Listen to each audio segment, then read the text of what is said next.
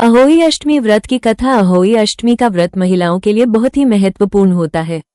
सभी माताएं अपनी संतान की रक्षा और तरक्की के लिए यह व्रत करती हैं। शास्त्रों की माने तो इस दिन पूरे विधि विधान से किए गए व्रत के प्रभाव से माता और संतान दोनों को ही सुख, समृद्धि और अच्छे स्वास्थ्य का आशीर्वाद प्राप्त होता है।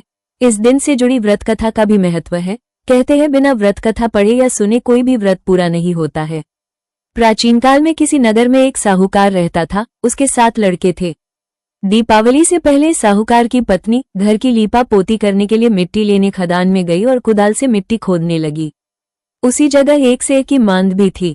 भूल से उस स्त्री के हाथ से कुदाली सेह के बच्चे को लग गई, जिससे वो सेह का बच्चा उसी क्षण मर गया। ये सब देखकर साहूकार की पत्नी को बहुत दुख हुआ, परंतु अब वो करती भी क्या, तो वो स्त्री पश्चाताप करती हुई अपने घर लौट आई। इस प्रकार कुछ दिन बीतने के बाद उस स्त्री की पहली संतान की मृत्यु हो गई। दुर्भाग्यपूर्ण फिर दूसरी और तीसरी संतान भी देवलोक से धार गई। ये सिलसिला यही नहीं रुका। 1 वर्ष में उस स्त्री की 7 संतानों की मृत्यु हो गई।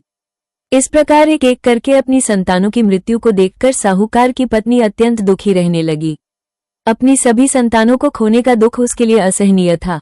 एक दिन उसने अपने पड़ोस की स्त्रियों को अपनी व्यथा बताते हुए रो रोकर कहा कि मैंने जानबूझकर कोई पाप नहीं किया। एक बार मैं मिट्टी खोदने को खदान में गई थी।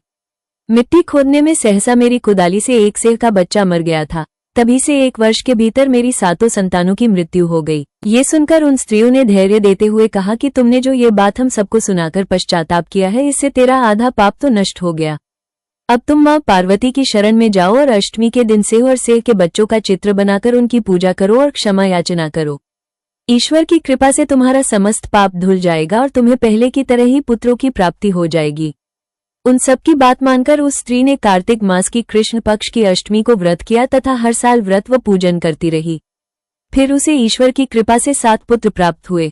तभी से इस व्रत की परंपरा चली आ रही है।